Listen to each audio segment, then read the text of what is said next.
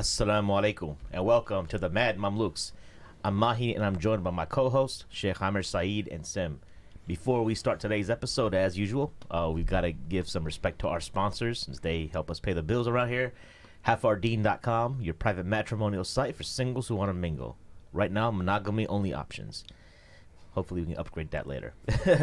Wahid Invest for your halal investing needs. Minimum investment of $100 can get you going there, and then for your legally compliant, Islamically compliant, as well as Sharia compliant will, one-stop shop, mywasiya.com, and we've got a code in the show notes for that. So this morning we are blessed. Oh, before we start, patreon.com// the Mad Mamluks for donating to Patreon. Even $1 a month, whatever you can do, it helps us out greatly. So appreciate your contributions on Patreon. Make sure to like and subscribe to the video, and if you guys have any thoughts, make sure you comment and let us know in the description below, in the comment section below.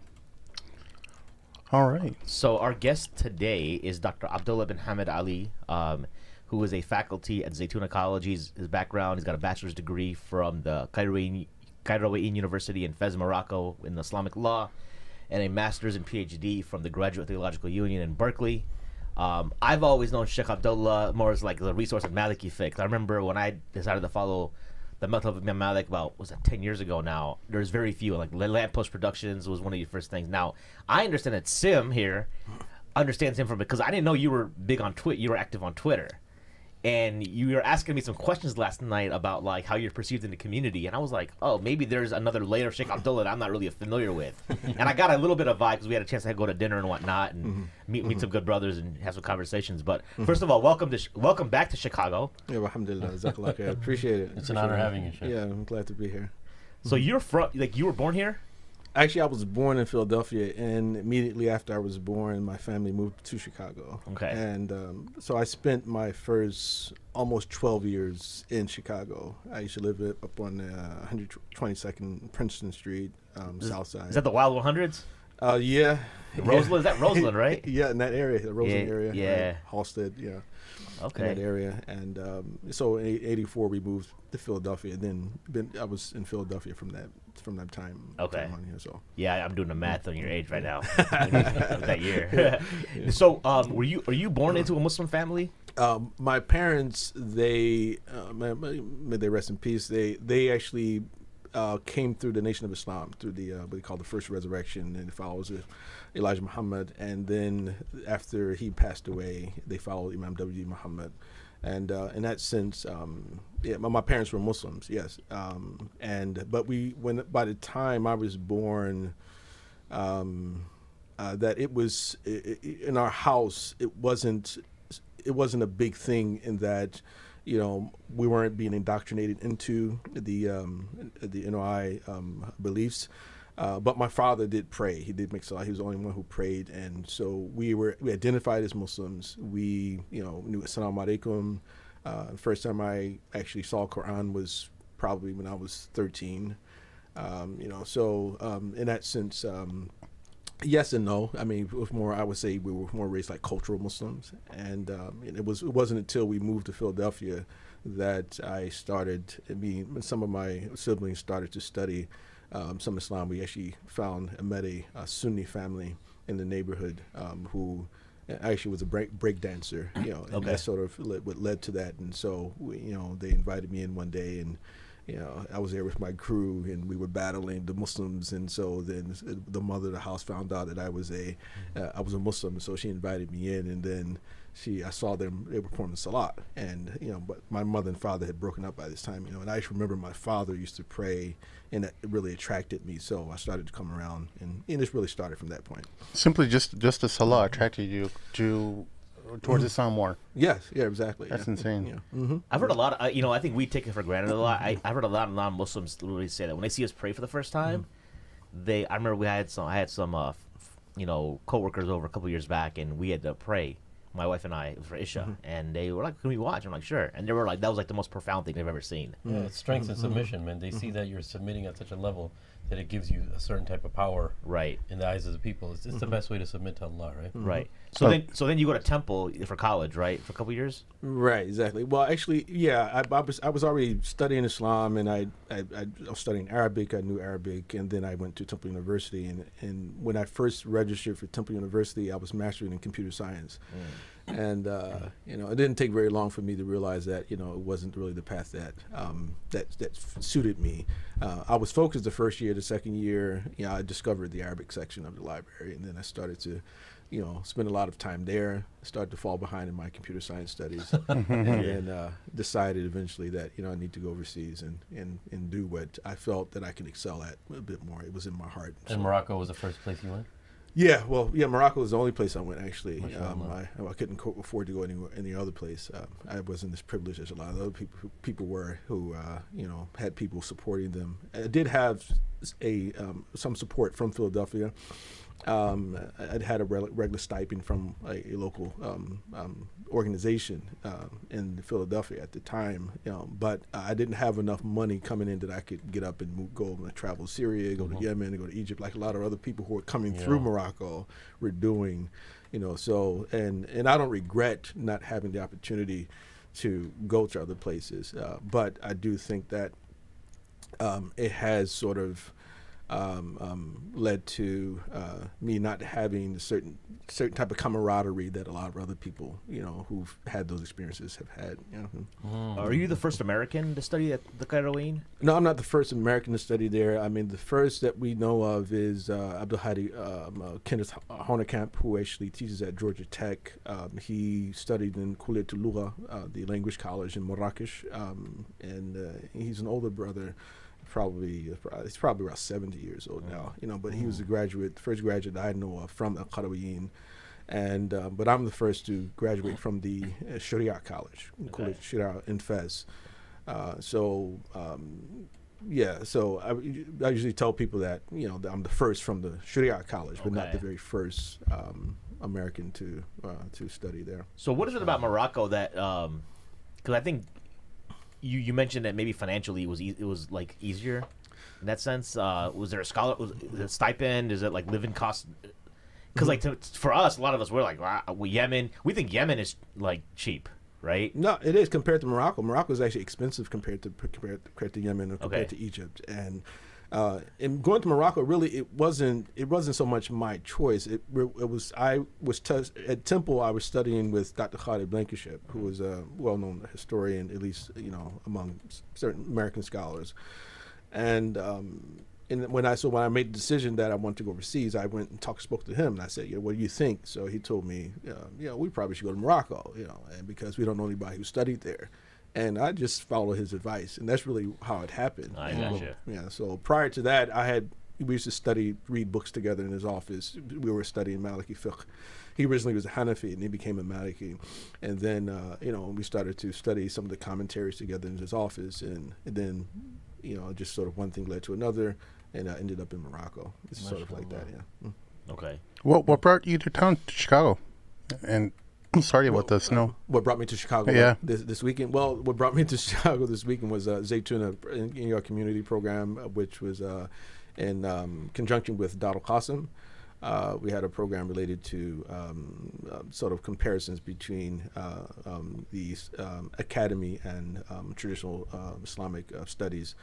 And, you know, so it was, you know, I felt it was a good event. Yeah, Shaykh Amin's doing some great work. Shaykh yeah, Amin great, mashallah. Yeah, he's a gem. He's been on our podcast before, but when he talks about education and schooling and academies and institutions, mashallah, he has such a beautiful breakdown. The school that I teach at, he's our consultant for our Islamic Studies department. No, he's a beautiful man. Yeah.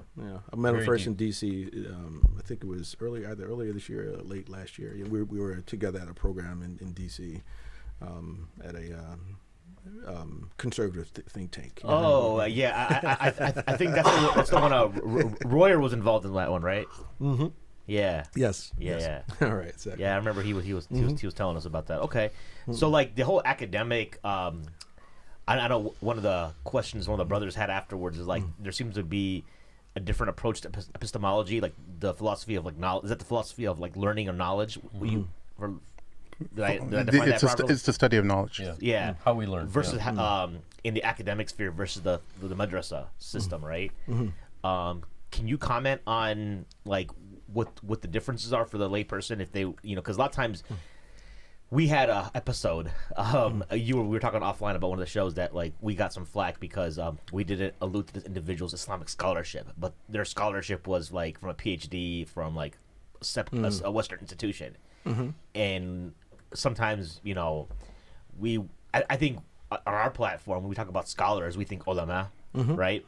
Yes. Like, so let's say if it's like a non-Muslim Orientalist scholar who's got a PhD in Islamic studies, we would call him an ulama. And so similarly, someone who's like maybe of a progressive slant and studying like gender studies in the realm of Ibn Arabi, I'm just making that up, Ibn Arabi at like Princeton, I don't know that we would call them. And so there's a lot of flack for that. So people, but the lay people think they're scholars. They're like, well, they got a PhD, they're a scholar, right? Can you talk a little bit? Like, I see there's like a disconnect. You follow what I'm saying? Yes, right. And before you do, I would just want to say, it was kind of my decision on why I didn't, because I first emailed the guest for their bio. I'm like, hey, can you send your bio? But then I saw that the guest referred to themselves as an Islamic scholar, and I'm like, wait, this is problematic. Or we have a lot of younger listeners. They don't exactly know how to discern between what Islamic scholarship is and being a scholar of certain studies related to Middle Eastern or religious studies, or some aspects of Islam.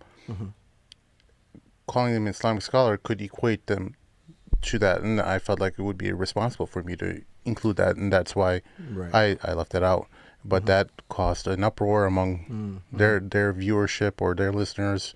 I think she was upset a little bit about it as well. So, what are your thoughts about it? Well, I think the issue of epistemology, when we that term itself, and basically we're talking about whether it's the source of people's truth, what's the in that sense, there's not much difference between classical Islamic learning and what we call sort of the West itself when it comes to that, the source of truth, the objective truth, sort of the five senses, empirical knowledge, there's reason. Of course, we include revelation as a source of truth, as Muslims. But of course, when you're trying to distinguish between a classical scholar and a Western scholar, a person with a PhD who studied Islamic studies, I think that one of the basic understandings or the basic the norms is that individuals who study exclusively in the West are people who oftentimes are not specialized in any particular discipline, which is considered to be a classical Islamic discipline like fiqh or aqidah or usul al-fiqh or hadith, things like that. So unless a person has those that background, then it is extremely important for us to highlight that, to point this out. Generally, studying in Western universities means that a person had studied Islamic history. They studied perhaps Sufism, a history of Sufism, perhaps some aspects of Islamic culture or art, those type of issues like that. And they are sort of Islamic studies topics, but it doesn't necessarily mean that the individual is qualified to give fatwa, among other things. So I do think that that is a distinction, between the two particular types of education. Yeah, I think it's very difficult, especially for non-Muslims or Orientalists, to get the essence of Islam and Iman and Ihsan through an academic university study, right? And I'll give you a small example. Let's just you can take the madrasa system, you could take the mahdara system in Mauritania. You start off with something really, really basic, even as a foreigner when you go there. It doesn't matter who you are, you start off when you're doing nahu. Let's say you already understand Arabic pretty well, you're going to start off with nahu, matan of ajrumiyya. It's a very molecular breakdown. And then you're going to start off with al-risala, fiqh al-maliki. And then you're going to move on to another subject, like something in hadith, And what you're doing is you're building the individual from a very elementary basis, but yet it's very detailed. And then the individual is going to go to Khalil, Mukhtasar Khalil, and start not even getting in depth into tafsir, because they want to perfect the Arabic language and fiqh very, very strongly. And then you'll find people going into hadith. So the study which I prefer is the Mauritanian way, is, and the Moroccan way too, is where you study one subject at a time and you perfect that subject. When I was in Mauritania and I told people that I want to study like 3 or 4 subjects, they're like, no, you're not going to be able to absorb everything. Just do one at a time. They actually kind of looked down. And how often how long would it take? Like, you would start with Arabic, I would assume? You start with Arabic. So, for instance, the method of Ajrumiyya may take you anywhere, depending on how sharp or whatever you're given, is anywhere from 1 month to 3 months, let's say. Okay? Yeah. And after you finish that, the Risala will probably take people anywhere from 5 months to 8 months, sometimes even a year. Okay. They're only focusing on fiqh. Yeah. So imagine somebody's doing that for 10 years, 12 years. Yeah. Now imagine somebody who got their bachelor's in Middle Eastern studies, right? Where they're studying culture, right. They're studying problematic issues, women's rights, and right, there's no usul al-fiqh, there's no fiqh, and then I'm not saying they're probably reading a lot of, I would assume they're reading other people's works, like other academics' works. Yes. That's the source of knowledge. It's different. It's distilled. It's actually not primary sources. Yeah. You're reading secondary. You're not going to open the Quran. Tertiary sources. So, like, but when you're doing, like, I remember I was talking to Yasser Qadi about this, like, back when he first started at Yale, he was saying that he had to learn German for his PhD. Yeah. Or, like, so, but that's still, like, what's in German? I guess Orientalist studies, text and stuff. So again, but I think the point is they're going to a lot of secondary sources first. Yeah, it does make you very thorough in whatever you're specializing in. Right. But it's not going to give you the core base principles and do your tarbiyah all the way from step 0 all the way to 10. Yeah. What it's going to do is it's going to give you some elements of Muslim culture, Islamic culture, some elements of usul, where justice can be made between certain, elements in the Sharia. You have to be very critical sometimes of Muhammad sallallahu alaihi wasallam. You have to be very critical. They're not even going to say sallallahu alaihi wasallam. They're going to say Muhammad. The whole time you have to get used to that culture, and sometimes have very Orientalist based arguments against Islam. And then that's by the time you're done with that, you haven't really tasted the halawatul iman. The sweetness of iman. Yes, right. That's not there. That ruh, that spirit's missing. Yeah. So now if you're claiming to be a scholar, after all of that study, even if you're a PhD and that was your entire training, how is somebody with traditional Islamic knowledge they'll respect you and they'll respect your education, but they're not going to see that you have a sanad in knowledge. You know what I'm saying? They're not going to say that you have went through this traditional way of learning, and yes, the knowledge you have is passed down from the Imam of Ahl Medina, Imam Malik, from the Sahaba, Abdullah bin Umar to Nafi' to Muhammad sallallahu alaihi wasallam. They're not going to have that sanad. Well, so there's the spiritual development that they talked about. Guys talked about yesterday, right? The piety emphasis, the tarbiyah, right? However, an academic would probably argue that causes you to be theologically biased, right? And that's that whole thing of like. I think there's definitely some truth to some of those claims in that you can a lot of dogmatism. They actually refer to like classical or sort of the aqidah or creed, which is learned from like manuals or sort of or a catechism as like dogmatic theology, and there's a tendency to make people dogmatic. People sort of they work with assumptions, assumptions which have not been proven to the actual student. The student is expected to simply sort of to take them in, to uncritically accept them, and I do think that there is some validity to the claim that could make you a bit biased. There's no doubt about it. But for me, I don't think so much as the issue is with whether or not the teacher has isnad or among other things, but I do think the question is whether or not this individual knows Islam or just simply knows about Islam. And what I mean by that is, if I'm studying Islamic history, I'm studying Islamic culture, civilization, Islamic art, that I'm studying sort of aspects of the religion, that in a sort of sociological or anthropological sort of study of the religion, and rather than a normative study of the religion where actually we don't necessarily have to even embrace it as a believer, but at least if you look at a lot of the early Orientalists, even, that many of them, they mastered classical Arabic. They like now university, they study modern standard Arabic, for instance. So a lot of students today are not able to truly access the original sources. These older Orientalists like Joseph Schacht and and Goldziher and these guys really mastered Arabic, and they would actually go to the sources and actually study them and actually study fiqh. And we think of somebody like George Makdisi, who wasn't even a Muslim, who actually, people used to say, when I remember, I'm from Philly, he used to teach at the University of Pennsylvania, people used to say he's a Hanbali, right? Even though he's not Muslim, but they study Islamic law, right? Yeah. You see, so the difference between those old Orientalists rather than many of the people who study Islam today, which I wouldn't necessarily term as Orientalists, but they definitely, there's a deficiency, but there's some drawbacks from the madrasa, sort of type of study as well, because I think that the lack of a critical approach to the study of the developments and the evolution of Islamic law, among other things, that in itself becomes a crutch. I do think that it definitely places madrasa students at a disadvantage, and so one of the things that could be credited to the Western Academy is a focus on, being critical. Yeah. And I do think that there's some use to be taken from that. Sure. So if today's folks aren't Orientalists, what's their incentive? Like, it's hard for me to process why a non-Muslim today would do a PhD in Islam.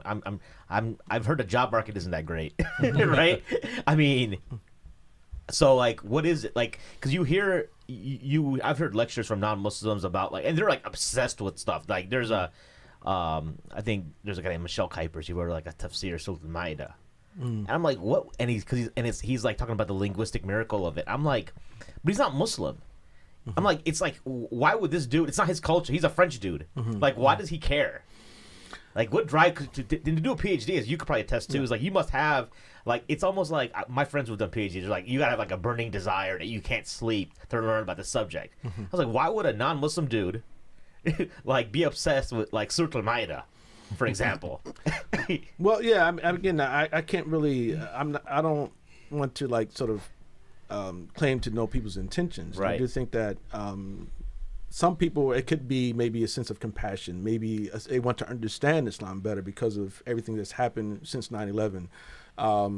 There has been a growth. The growth of Islamic studies programs has increased since that time. Yeah. And I know a couple of years ago there are a number of positions that opened up, tenure positions opened up at multiple universities in the United States, like USC, the University of Minnesota. Minnesota had a couple of programs related to Quranic studies that had they were trying to fill those positions. I think they did. The University of Central Florida.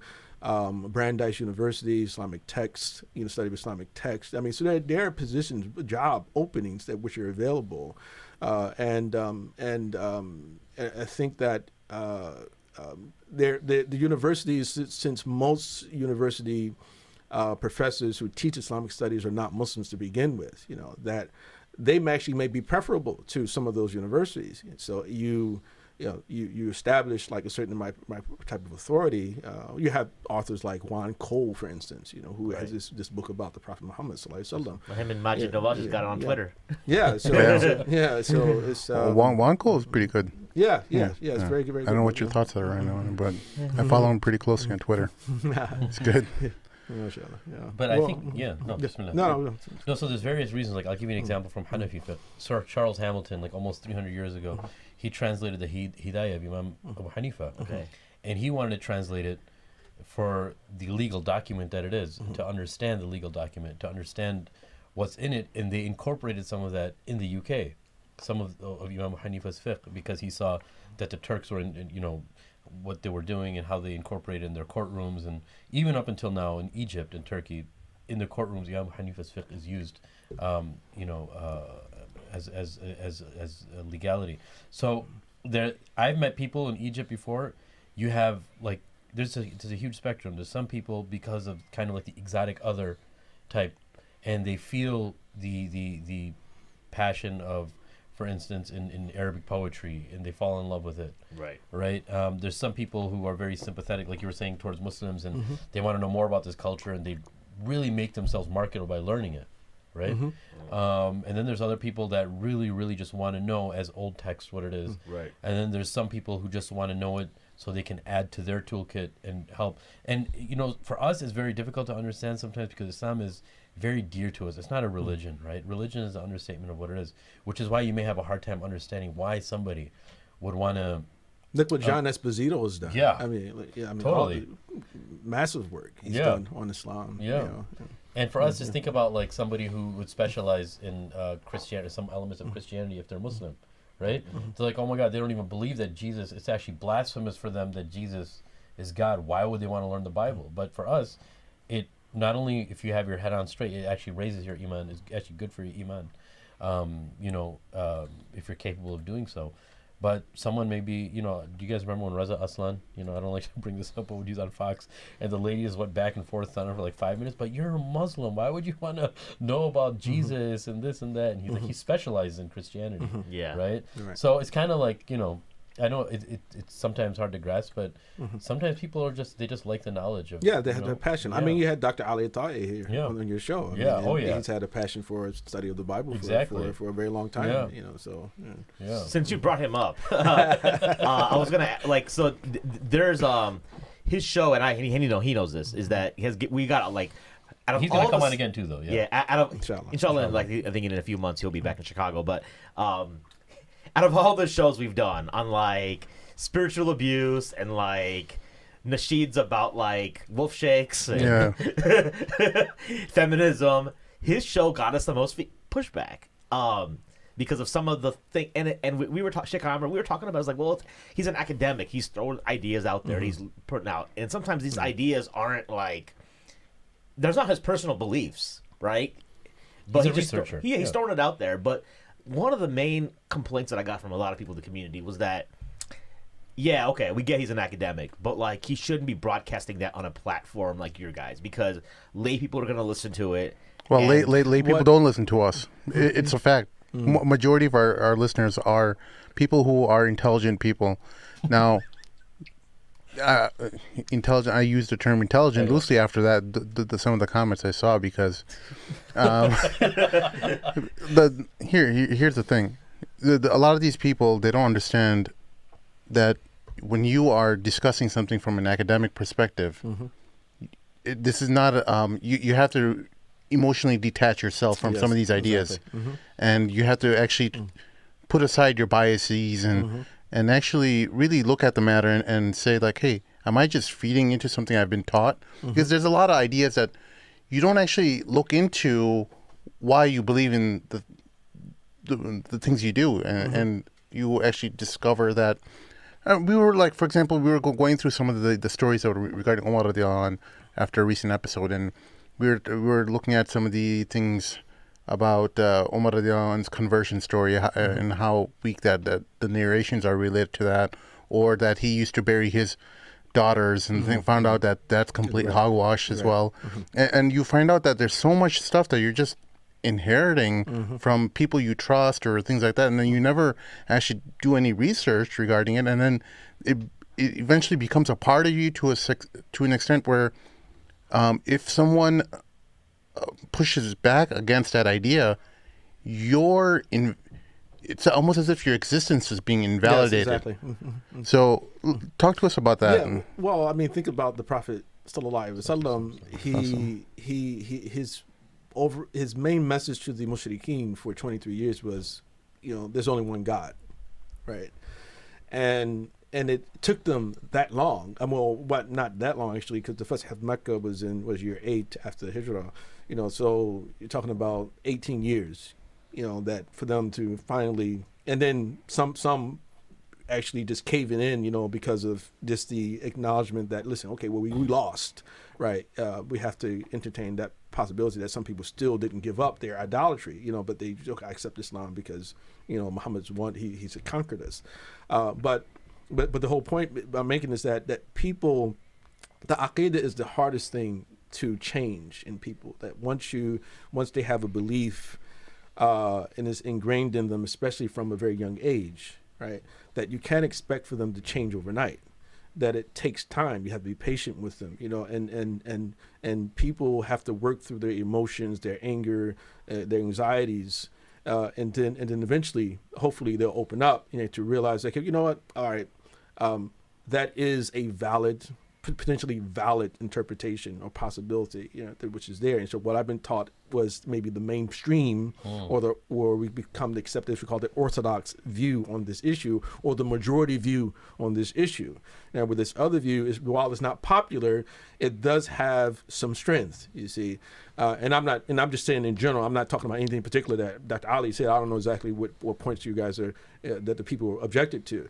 But I do think that's an important factor to consider, that aqidah or just beliefs in general, regardless, they can be political beliefs, moral beliefs. But largely I'm talking about theological issues, that it takes a long time for people to really come to terms with the fact that they just are following an interpretation rather than the truth. Yeah. Well, speaking of emotionally connected ideas, what are your thoughts on some of the comments? I mean, I know you saw our feminist episode, and we briefly touched on it earlier, but what were your thoughts regarding that? Did you have any feedback regarding some of the arguments that were presented? We kind of used some of these episodes as a template. It wasn't so much that, I wanted to... there were two options.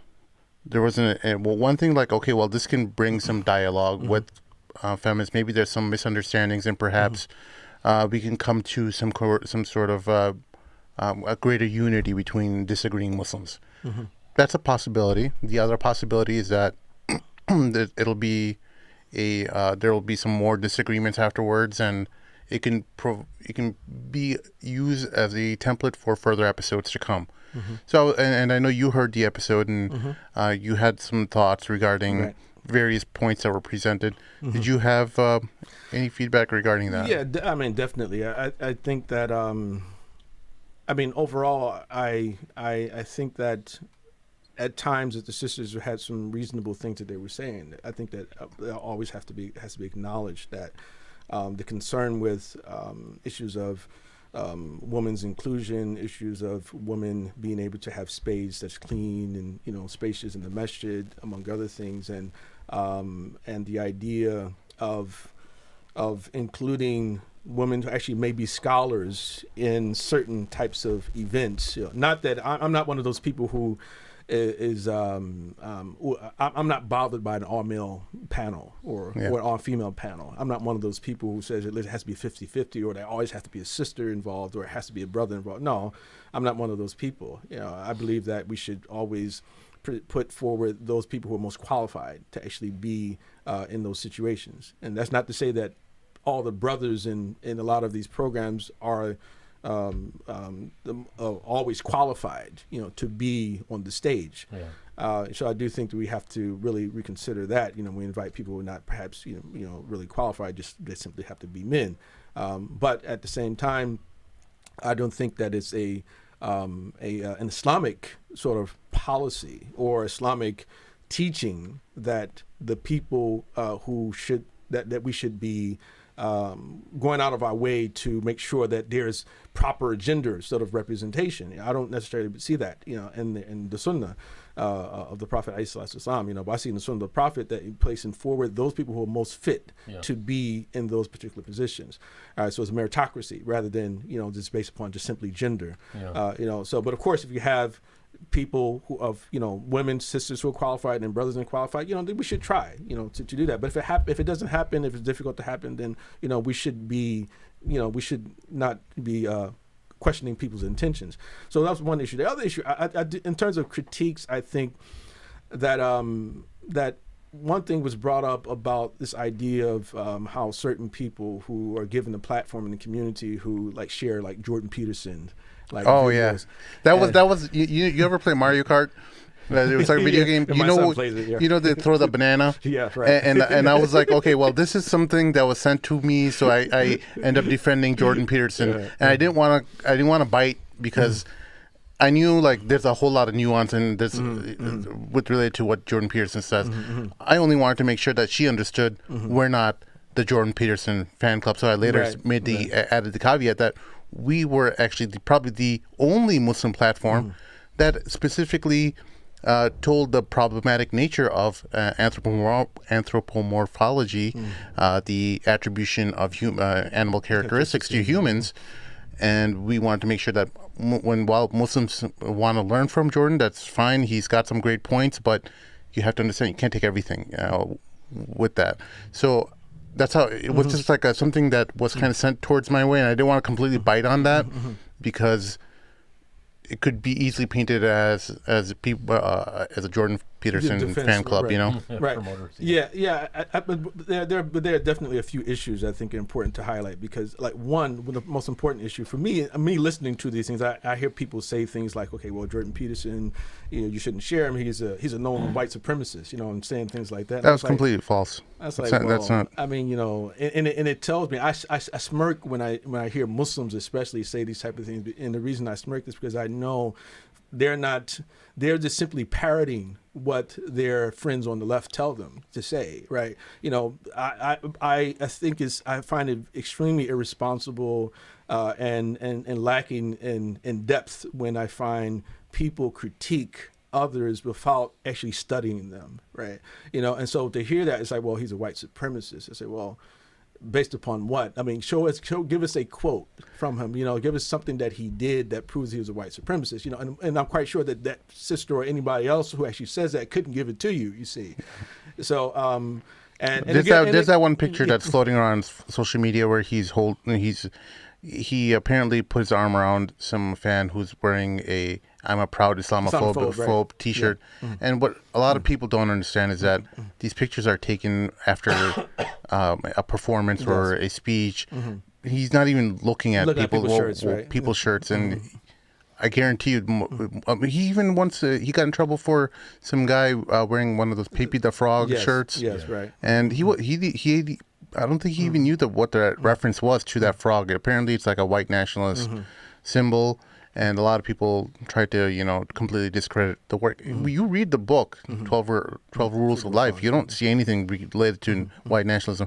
There may have been some fans of his that are white nationalists, but people, nowadays it seems like everyone's kind of merging into everyone's spaces, and I don't see how you could completely discredit someone's work based on that. I mean, I have things I disagree with Dr. Peterson on. I mean, I have critiques for him of him, and I don't agree 100% with everybody that I know, right? I have disagreements with Sheikh Hamza, with Imam Zayd, with Dr. Hatch. I mean, we 100%. Dr. Jackson. I mean, but just because you share somebody's videos that actually you find to be useful, right?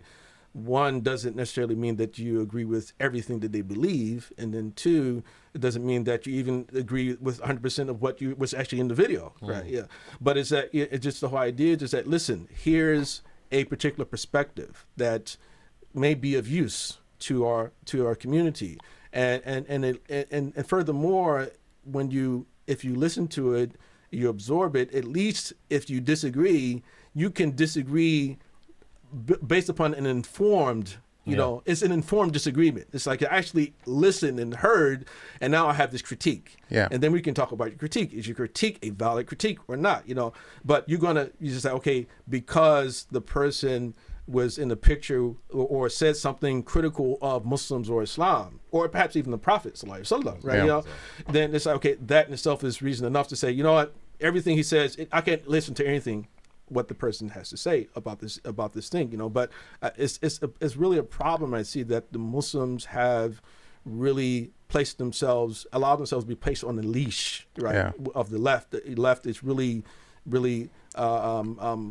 goading us forward and dictating to us how to react to people on the right. And into our own Muslim community, members of our own community as well. Yeah. Well, you saw that Dr. Yasser Qadhi, and I don't mean to pick on him at all, but he actually went out of his way and he put the picture of that student who was wearing that "I'm a proud Islamophobe" and Jordan Peterson putting his arm around him. He went after him. And that's fine. You know, he went to Twitter and he went after Jordan Peterson's thread. You know? I did too. Yeah, you know, explain yourself. But the thing with that is that it's completely 100% fine. The problem is you don't do that on the opposite end of the spectrum because it's not cool to. It's you found allies within the left, and you don't want to hurt anyone's feelings because now you're no longer interested in. You've added addendums to Amr bin Maruf, you know, and you've essentially said, okay, well, this doesn't apply for this end of the spectrum, but for this end of the spectrum, it does apply. These are enemies and these are friends. You know? And, you know, you've decided that these are your enemies, and I think that in itself is a big problem for Muslims. You know, and that I don't see that to be prophetic. I don't see it as being Islamic. You know, for us to prejudge individuals, for us to decide that an entire, you know, sort of slice of the population, you're talking about half of the country. Yeah. Right? Technically, you know, we've pretty much declared them to be our enemies. And it's like, why? Because they support Trump or they support conservative perspectives, and I think that really what drives more than anything else is that people on the right have been critical of Muslims. And, you know, and I understand it, you know, and it's like, okay, well, but do people not have the right to be critical of Muslims at times? Are Muslims like perfect? Are we spotless? You see, you know, and, you know, what do these people really know about Muslims and about Islam? You know, you see. Yeah, and I think it's important that people realize that the left has equal disagreements with Muslims, and they have I don't think equal. Even more because the whole term liberalism is a detachment of whatever's holding you to whatever traditions or values that you're holding on to. You need to let them go. I would say I wouldn't call it liberalism, because I think it's not so much liberalism. Liberalism itself has some very positive aspects. You know, sure. I don't want to promote the idea that I personally am anti-liberal. You know, I do think that, I mean, Islam accommodates certain aspects, liberal morality. You know, if Muslims were in charge, for instance, that, you know, Christians would be able to, you know, to be Christians, Jews to be Jews, and in that respect, you know, and certain things that are immoral Islamically they would be allowed to do. Zoroastrians even were accommodated, and you know, like for instance, they had incest. You know, so those are liberal policies, you know, in Islam. And so, but the problem is not with liberals as a large group, but the leftists, the extreme leftists, right, among the liberal party, or with the progressives, right. So it's not just liberalism itself. But I'm talking about liberalism in the sense that when you're detaching yourself from traditional ideas, that end of the spectrum, because in that sense, when you take into account from what they are expecting society to do over the past 200-300 years, is a detachment of values that are might be grounded in tradition, might not necessarily have any larger. They may not necessarily have any moral frame of reference. That they want you to detach yourself from. Anything from that traditional morality, you know, they want to detach you from traditional morality, from Abrahamic morality, right? Yeah. And so it's and of course liberalism is a lot of things, you know, more than what we were talking about. But I do think that we have to constantly make the distinction between moral liberalism, conservatism, and political conservatism and liberalism, right? You know, so. Muslims are largely morally conservative, right? Yeah. But that doesn't make us politically conservative.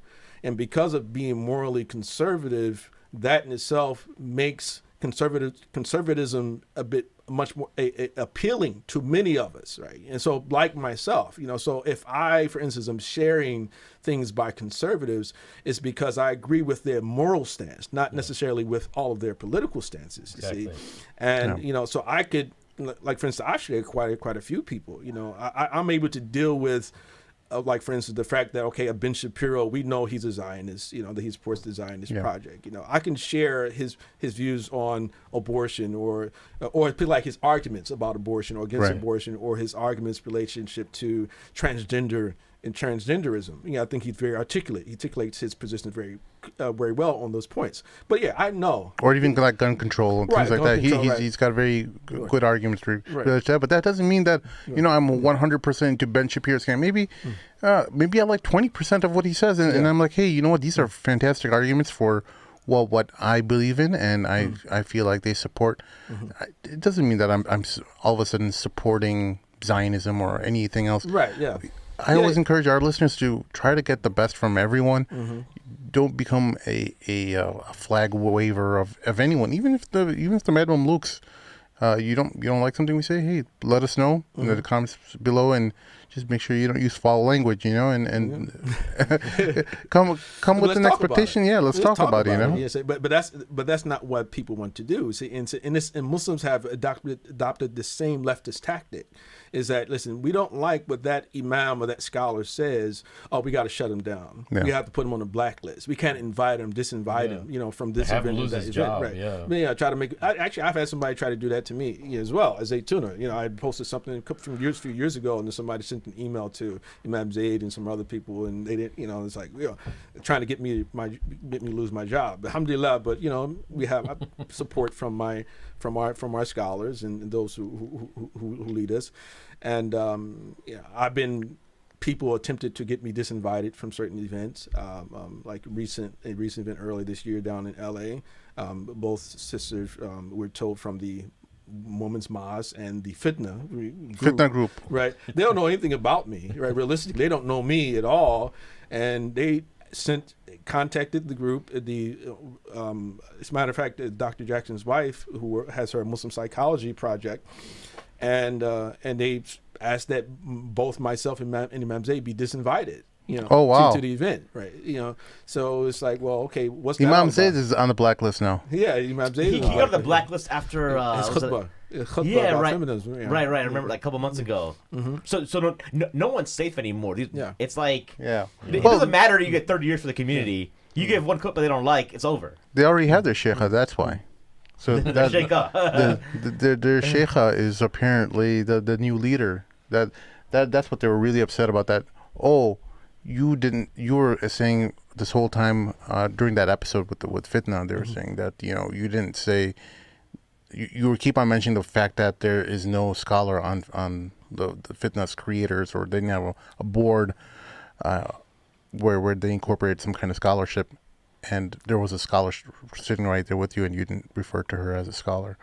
And I'm like, I wasn't talking about that kind of scholar, but but I didn't want to engage more. But see, that's the dilemma, man. If you don't have if you don't have a criterion of truth that you always use for your moral compass, you're subject to change all the time. You're going to be changing every 5 years. And I think they do. I think they do have one. They have a criterion. They have moral foundation. I mean, they have their epistemology, would say, again, the source of their truth and their morality, but it just happens not to be Islam. Yeah. It's not Quranic. It's not prophetic. You understand? They think that they're doing it based upon a prophetic way of looking at things, but the very fact that they are antagonistic towards classical scholars, they're antagonistic towards the tradition. Mean, they actually are. Even if they may claim otherwise. And so what they do, they're left to embrace what? Feminism. And even if you don't call yourself a feminist, it's like that's fundamentally what you're doing. You're embracing feminist ideology or Marxist ideology, and that becomes a source of your morality. Their ideas about justice, their ideas about equality, their ideas about utopia. That is fundamentally what you're bought into. And we're just saying, listen, that we want to address these issues with you. I mean, if there are actual legitimate issues in the Muslim community, let's address those issues. But let us utilize Islam's morality, Islam's sort of way of viewing these issues. You see, make Allah the judge, make the Quran the judge in these issues first and foremost. But when you come out and you promote non-Islamic morality, right?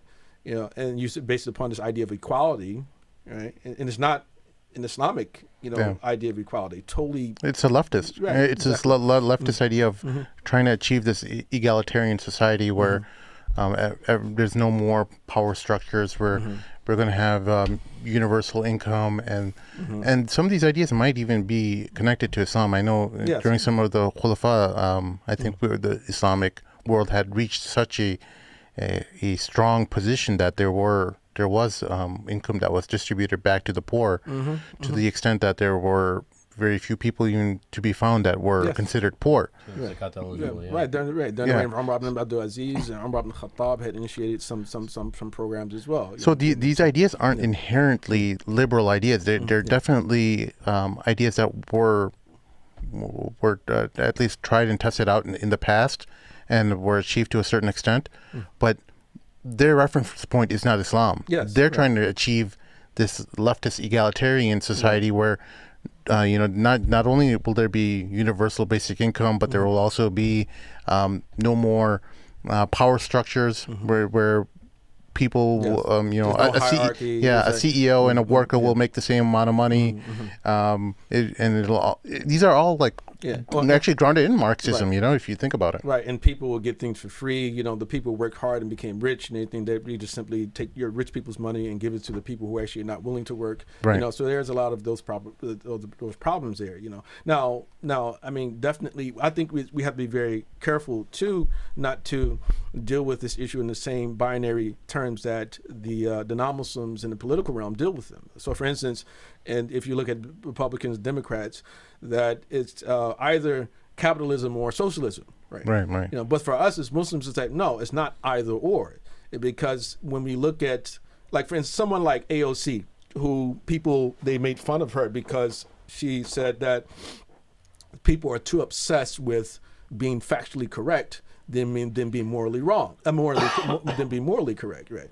And because they were checking her on some issues, and people laughed, and I understand why they laughed, but also I understand what she was implying as well, right? Now, I'm not, again, one of her fans, but I understand what she's trying to get at. And one of the fundamental issues is that if we are opposed to welfare, right, for the poor or for Main Street, then we should also be opposed to welfare for Wall Street, right? And our society is one where Wall Street has on welfare. They take taxpayers' dollars. The 2008 collapse, the money was taken from taxpayers' dollars and given to the rich, given to the banks. So that's welfare, fundamentally. That's socialism, right?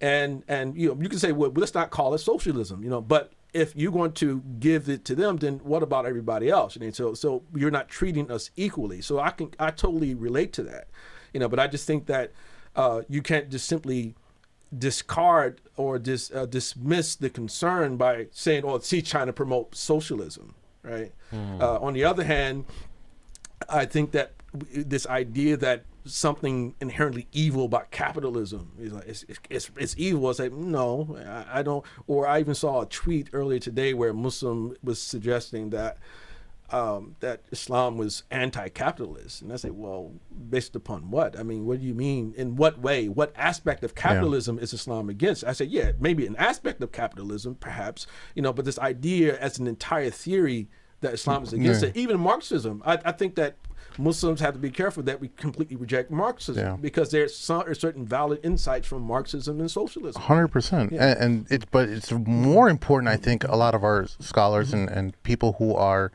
have that large following to inform their listeners that, hey, these are the aspects of capitalism. For example, the invisible hand, right?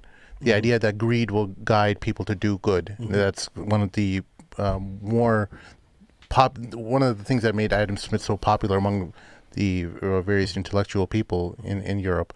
That actually got him a lot of notoriety. That a worker, or a business leader or business owner will make sure that his labor workforce will have their best interest in heart, because it's in his interest to make sure that they're well-fed and satisfied. Right. So, I mean, as Muslims, we don't frame the world like that. We don't think about how greed will manipulate or will be a guiding force for good. So these are the things that I'm kind of talking about as Muslims. It'll make hungry for people to for material good, right? That's what that is. And I think what people get confused with sometimes is that anyone could benefit from anything. Yes. And the manifestation of an idea later on down the road can benefit lots of people, right? But Al-hikmatu dalatul mu'min. yes, jazakallah khairan, and but when we talk about Islamic economics or Islamic economy, what I think the confusion occurs is Muslims, we see, some of us may not know what Islamic economics is, or the Islamic way of dealing with money, whether it's liquid assets but Islam is based on distribution. The economic understanding and philosophy of Islam is based on distribution, and that Allah subhanahu wa ta'ala owns your wealth, and even a portion of that wealth which is zakat eligible is not even your wealth, that 2.5%.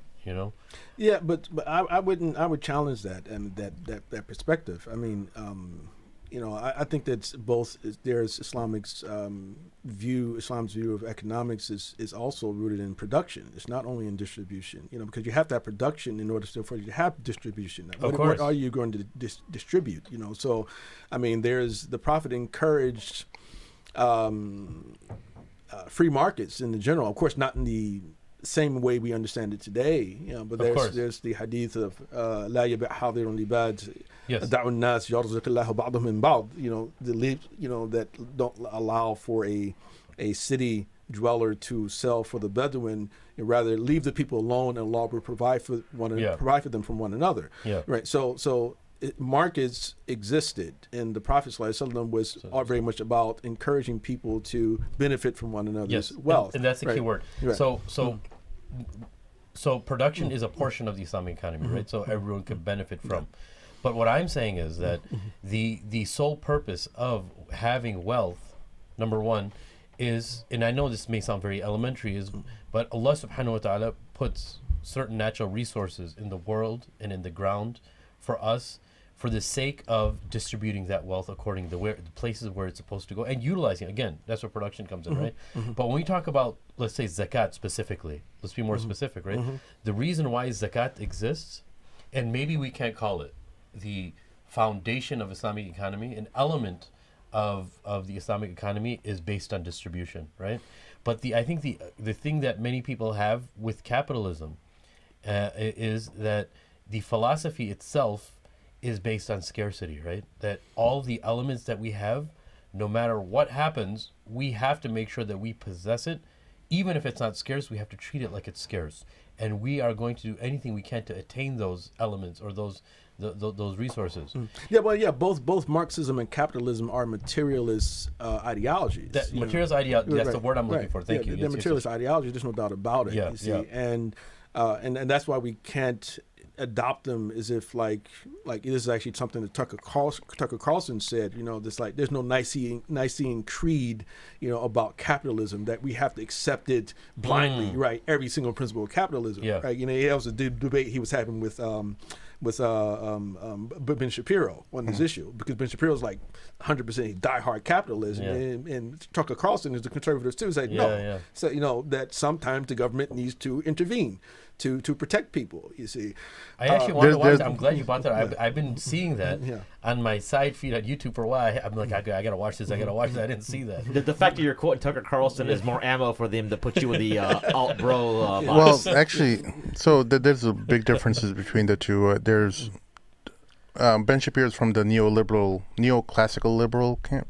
They're more into the ideas of libertarianism, very low low amount of government intervention, try to get the government basically out of every aspect of your life, and they should be really a skeleton form. I think there's a lot that could be talked about that, and I don't want to kind of sidetrack that. But speaking of that, we were last night we were talking about how you were asking me like what box you think people put you in, and I was like, I always thought you was a Maliki, but I guess like are you a Maliki? Yes, we got another one. Oh my God! The introduction, one after another. You didn't hear me.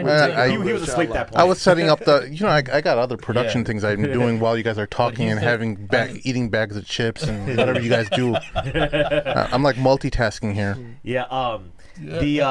The whole like alt bro or ak bro label, right? Interestingly enough, we were talking about how people, so like, actually someone that we know pretty well, unfortunately, so, you know, there was a post being shared earlier about Cara Columbus received a hate letter, right? Right. Talking about how somebody was like happy about New Zealand and they will keep watching the video on repeat, etc. Right. So somebody posted something like, "How do you Ak bros feel about this?" Right. I'm like, it doesn't make any sense. Like, I mean, first of all, the Ak bro, like people ask, like I was asking me, or they call us alt bros or Ak bros. Now more, Alt I know Muslims, yeah. alt bros, more embraces it, but I don't think there's a definition. It's like someone else has created this label, right?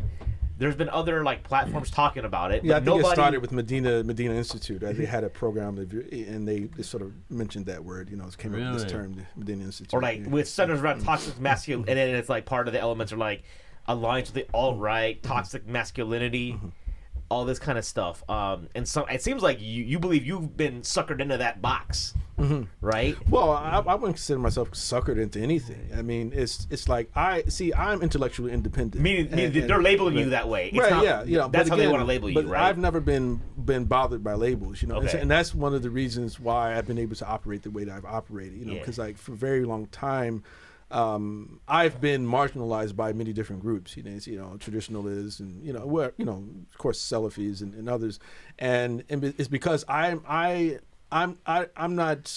an ideologue. I'm not a person that surrenders to groupthink easily, right? Or generally I don't, put it like that, you know. So anytime I feel like someone's trying to force me to think a certain way, I shy away from it, you see.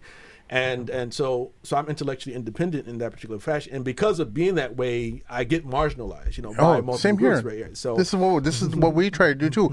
We try to be friendly with everyone, and then we end up not having any friends because everyone's like, "Well, why are you giving him a platform? Or why are you giving her a platform?" Yes, yeah. I'm like, "Come on, dude! Like we're trying to have discussion. We're trying to build more unity. We're trying to get the best idea. Trying to heal the community, trying to heal the world to an extent. You know, Yeah. so you have to have conversations. You have to interact with people. You have to understand people. Right. And speaking of healing, one of the reasons why I was excited when you were coming on is there's very, very few people that I know of, and even in the Muslim world, that have translated works, or since we're talking about healing, is you chose a book by Ibn Rajab, Lata'if al-Ma'arif, that very few people talk about. There's usually people talk about Imam Ghazali's works.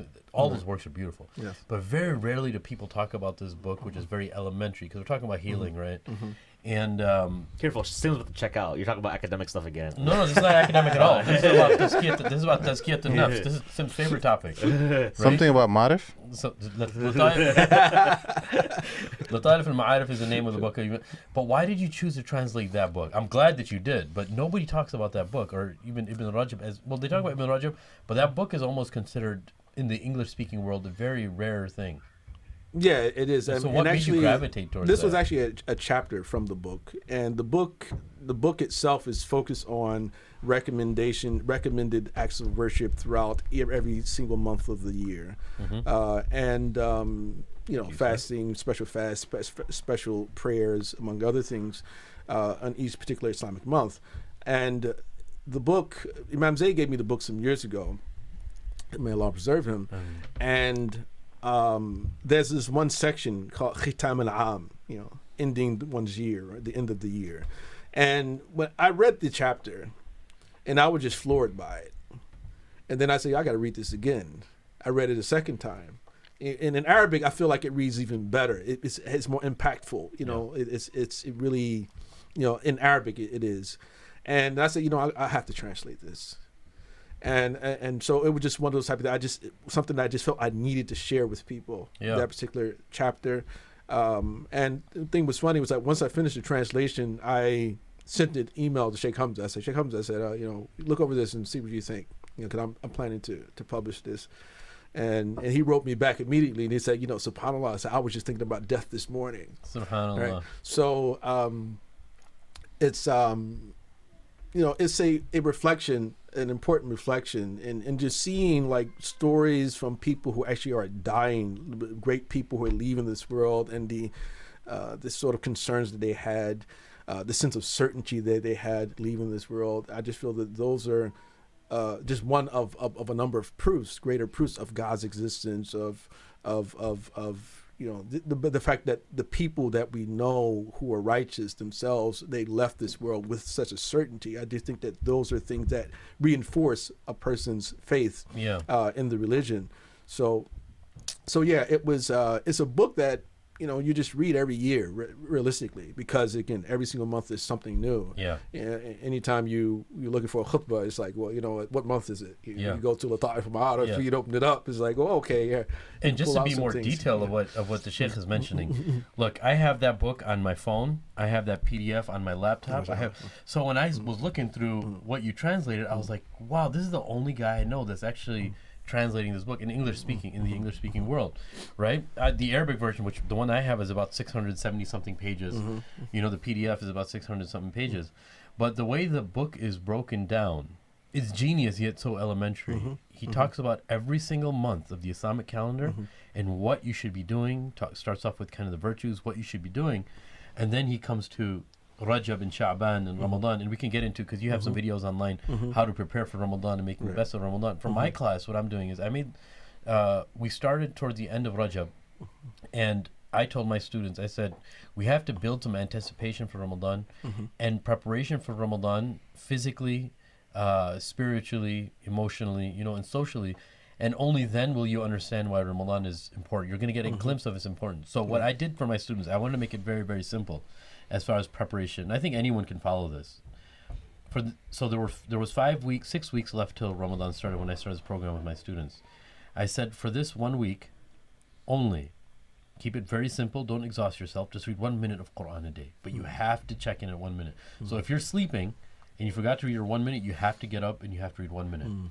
Now, this is not meant for the person who finishes the Quran it's meant for somebody who, for instance, is your first time in an Islamic school. You've been in a different type of schooling your whole life. Maybe you can't read Quran properly.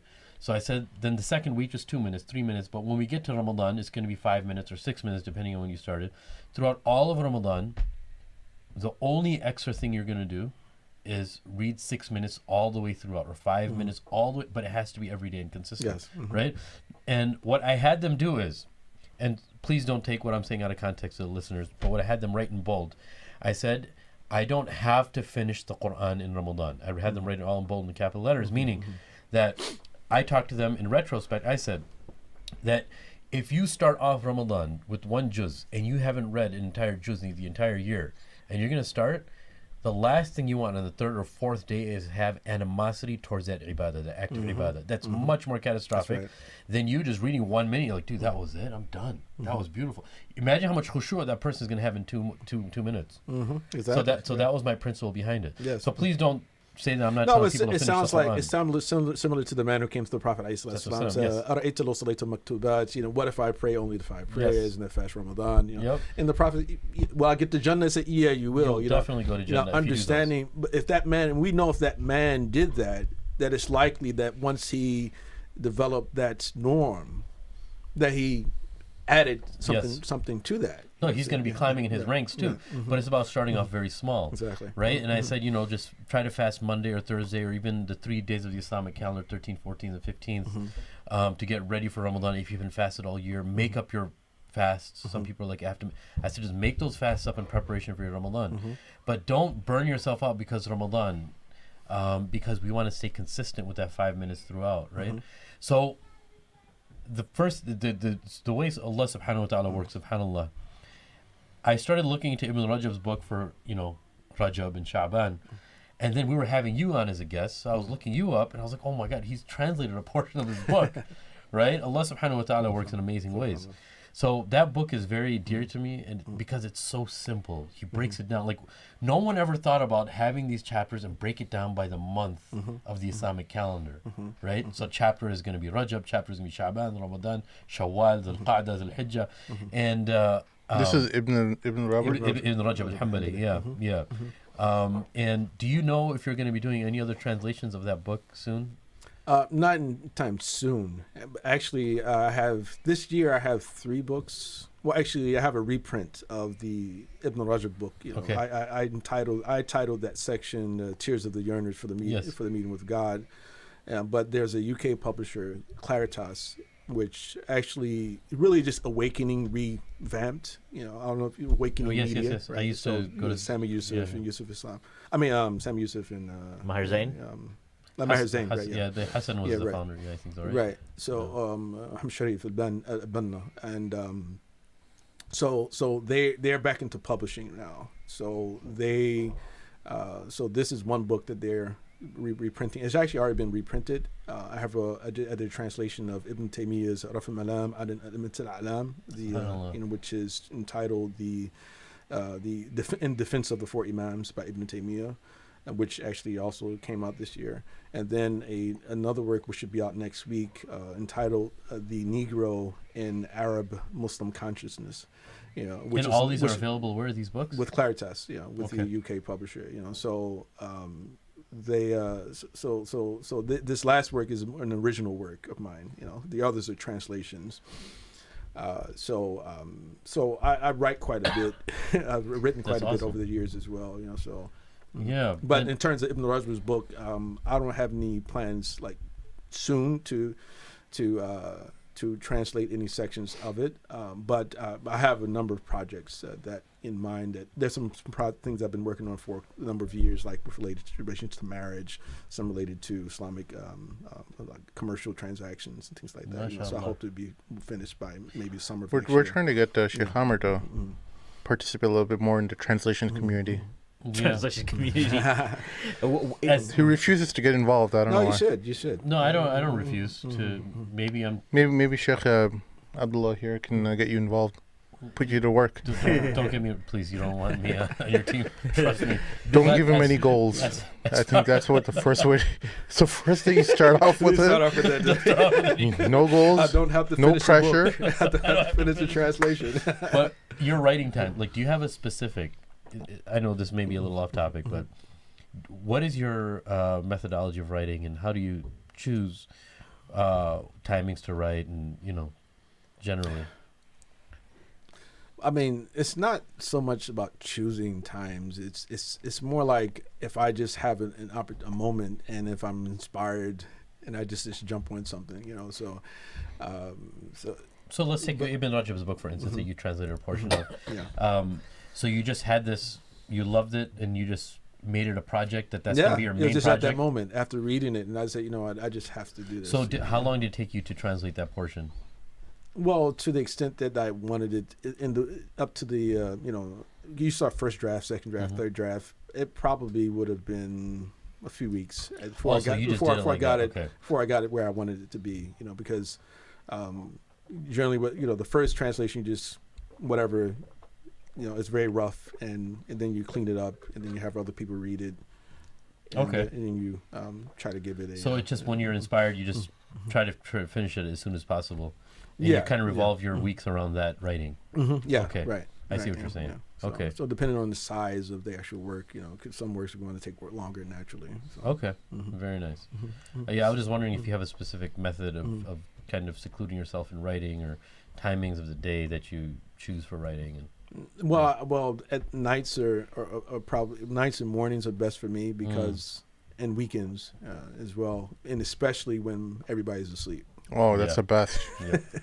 That's the best. Yeah. Just, or sometimes you just send the family away and like, hey, here's some money.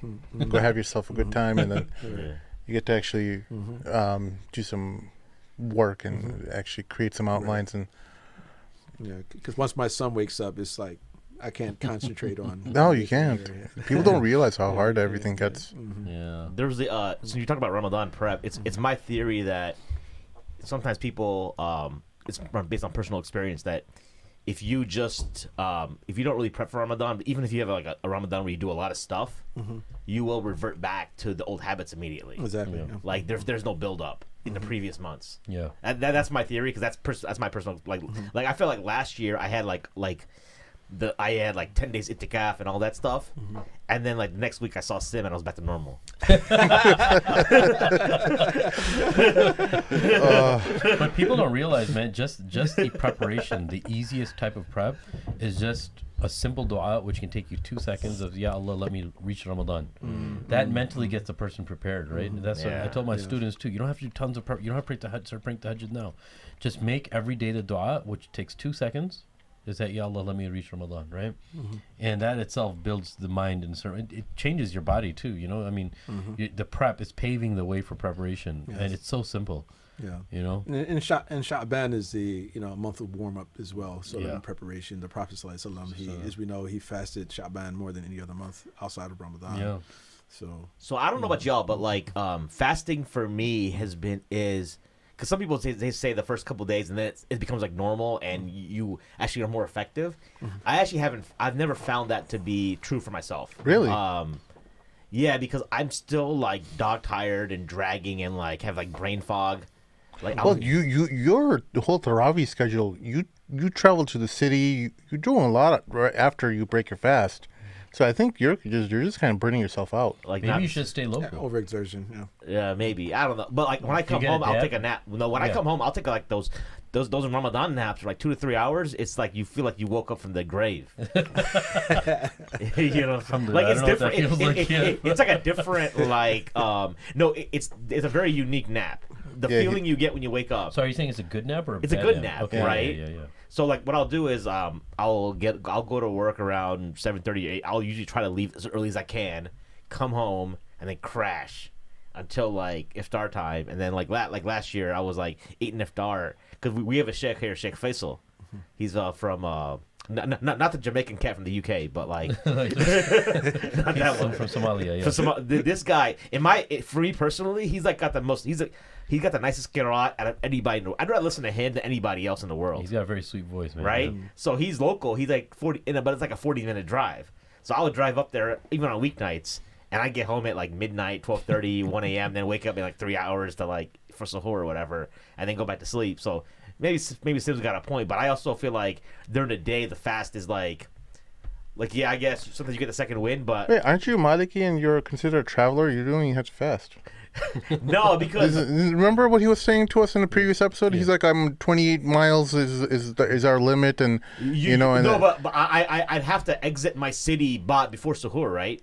No. Yeah. No, you're traveling. You're traveling. You're talking about for yeah. Yeah, exactly. Yeah, you, correct, yeah. You actually have to exit. Yeah. I'd have to leave. I couldn't just keep, you know, because because in the Malik, if I understand correctly, if you start the day fasting, even if you're traveling later that day, you don't break it. Right. Is that right?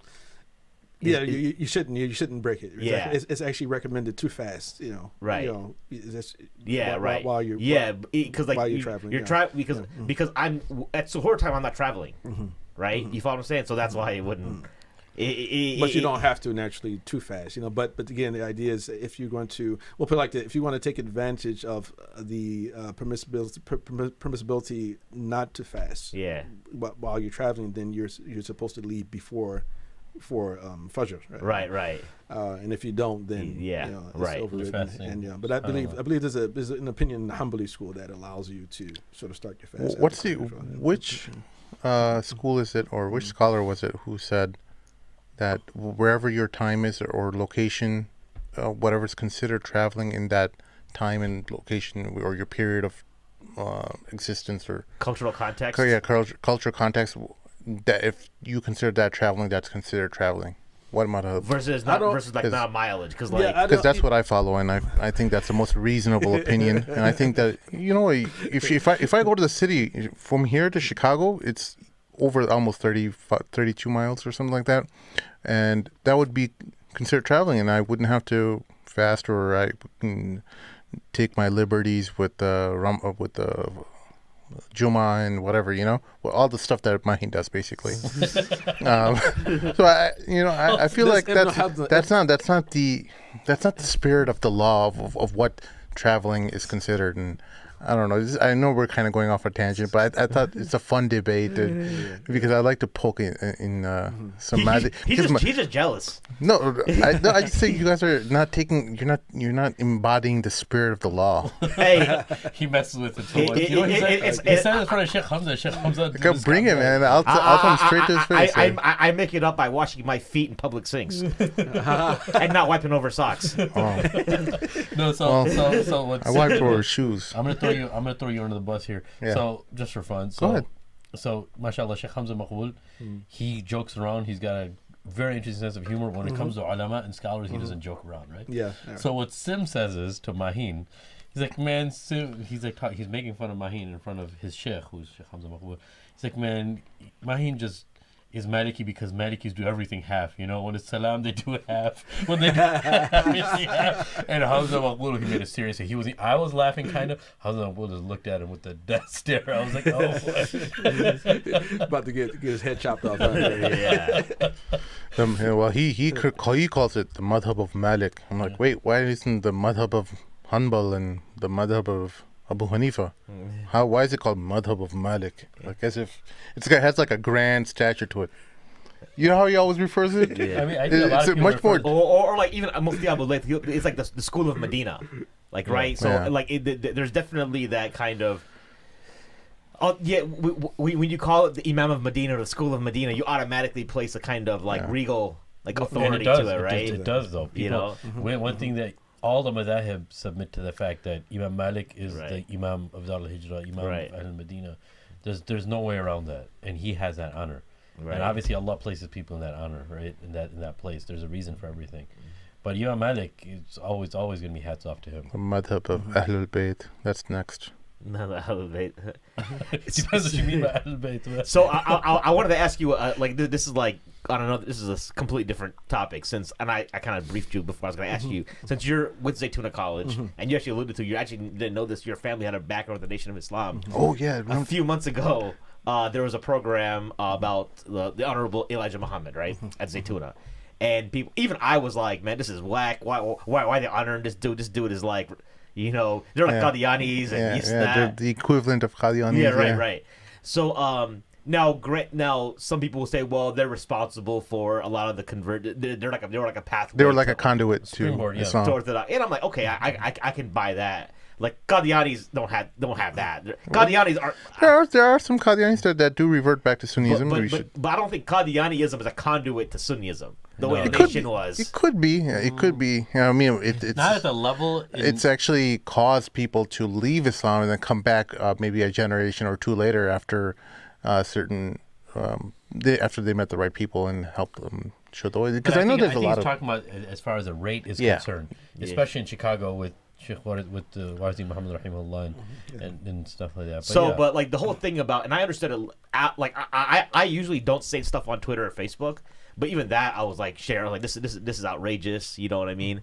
But then I forgot somebody was saying, well, the Honorable maybe I heard it from one of the Zaytuna profs on another like show. They said something about how the Honorable is just like a title. It's not really we think he's honorable. But are we under like what? I know you were involved in that program specifically, but like, what institution? Now you guys are also at a university or a liberal arts college. So talk about that too, because I think people are conflating that a lot of things there. When we see an event like that, how do we process that? Right. Well, the first thing, as you mentioned, that I didn't have anything to do with the program personally. Of course, people that I know were connected to the program.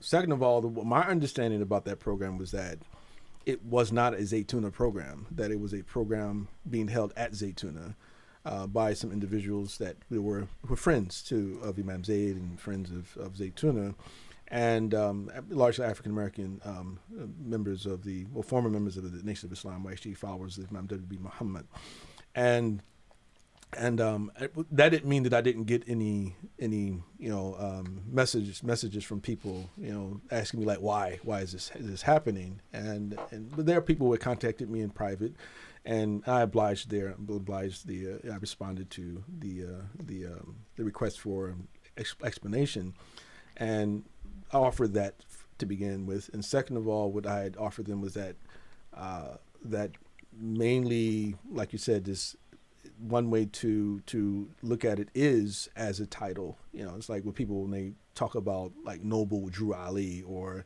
this noble is a title, or Honorable Elijah Muhammad, or they say, when people go to court, they address the judge as Your Honor.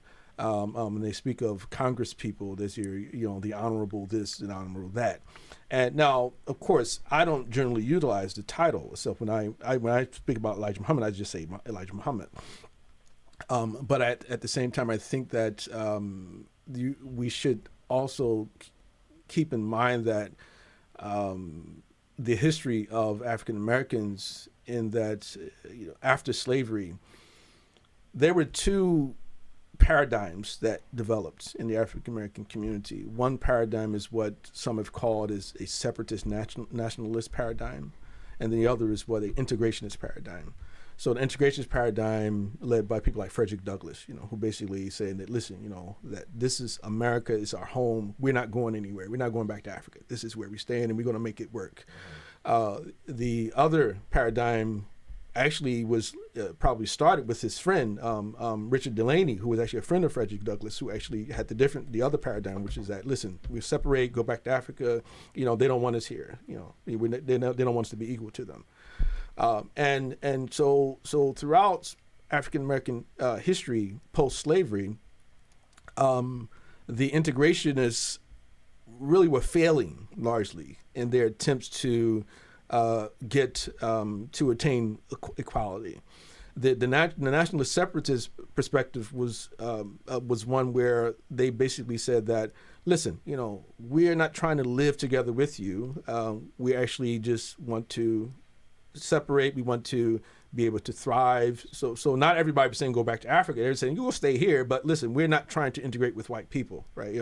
And the fundamental difference is that they would actually say to white people, said, listen, we don't want to integrate with you, and we just want to live a dignified existence, and we want you to support our decision. So someone like Booker T. Washington, who was probably he was the most popular African American in the U.S. at the time, in the early 20th century, who actually brought this message to white America. And actually white Americans, they were accepting of that particular message.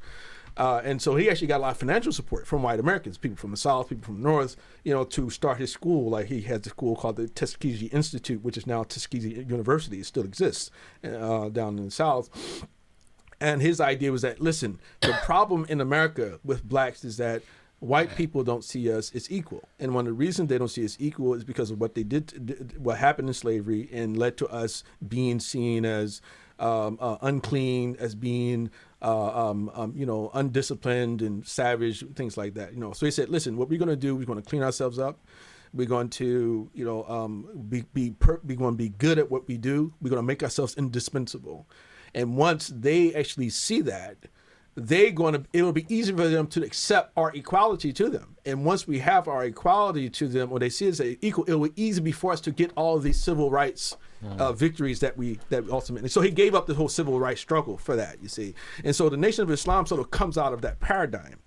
And in the Black American community, the Nation of Islam actually has been the most successful of all of those movements, in the early 20th century, to empower black people, to do for self, to serve, to establish businesses, to clean themselves up, among other things. So while on one hand, when we think of Elijah Muhammad and we say, okay, his claim of being a prophet or being sent by Allah subhanahu wa ta'ala is blasphemous, it's kufr, right? And no one can accept it, right? And it's a dishonorable act, right? Yes. Right.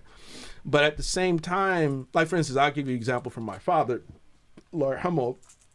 I remember I had this conversation with him because he was a diehard supporter of Elijah Muhammad. He actually believes that God, the creator, sent him. He was one of those people. He actually believed it literally, that he was sent by Allah subhanahu wa ta'ala. And did they believe that God came in the form of W.D. Fard? Yes, they believed that. So that was like almost like similar what the Christians believe about Isa alayhi salam. Yeah, exactly. Right. And they used to say that of Elijah Muhammad, they used to say that, that he was the Prophet Muhammad resurrected from the dead. I heard right, that. Right. So they actually believed that. And I remember when he died and Imam W.D. Muhammad had taken over. Well, I didn't remember it, but my father told me about this, how when Imam W.D. Muhammad took over, that in the earlier years, Imam W.D. Muhammad was very critical of his father. Very hypercritical of his father. Just my father was wrong about this, he was wrong about that, he was wrong about this, wrong about that. And my father, he lamented this fact to me one time, saying that we followed his son, but one thing I never really could wrap my head around with him was that he was so critical of his father. He didn't have to be so critical of his father that we would have followed him anyway, right? Imam W.D. Muhammad. Yeah. And so my father was hurt when anytime someone spoke ill of Elijah Muhammad, and the reason is because Elijah was, as my father said, the way he put it was the very first person that ever made them feel like they were worth anything, right? You understand? And he gave them a sense of self-worth. He made them feel empowered. He made them feel fully human. He made them feel beautiful. You understand? And when you look at the fruit of Islam, you look at the Nation of Islam in that time, even in the African American community, that when people think Muslims, even still today, when you say word Muslims among most African Americans, they automatically think the Nation of Islam, right? Even still today, it's really interesting, with all of the spread of Sunnism, that they still sort of see real Muslims, the Nation of Islam, because they see them, these individuals, they didn't drink, they didn't smoke, they were clean, they dressed clean, they spoke good English, they did not use profanity, right? They're women, they took care of their wives and their children, right? They were leaders in their families, So there was a lot that was respectable about what they got people off of drugs. That people were addicted to heroin, they were helping guys get unaddicted, right? So there was a real major program that they had going on. And so when people think of like Elijah Muhammad, they know that the claim of prophethood is wrong, but at the same time, it's almost like trying to ask people to disown their mother and father. Yeah, you understand? I hear you. Right, y'all. And so that is really what drives a lot of it. See, and in spite of everything, once all of the complaints came out, and I saw this immediately. Once it reached Imam Zayd, I think Imam Zayd probably went and spoke to the organizers and then actually changed the name. They actually changed the name of the program. I don't know if y'all saw that. No. They actually did change the name of the program, and they got rid of the honorable because it's okay, it's too much controversy being caused by it. We just want to remove the honorable.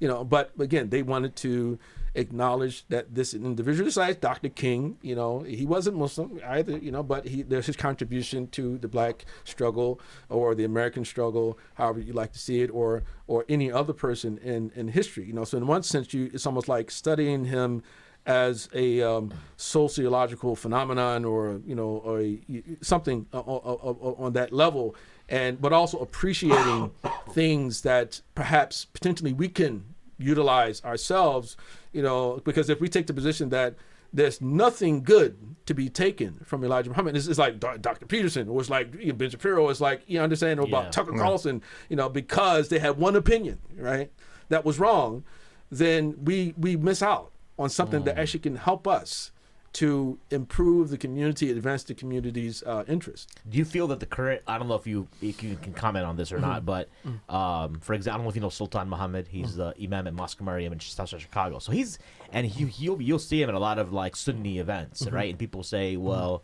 that's his theology, but the nation is still part of from the organizational point of view, right?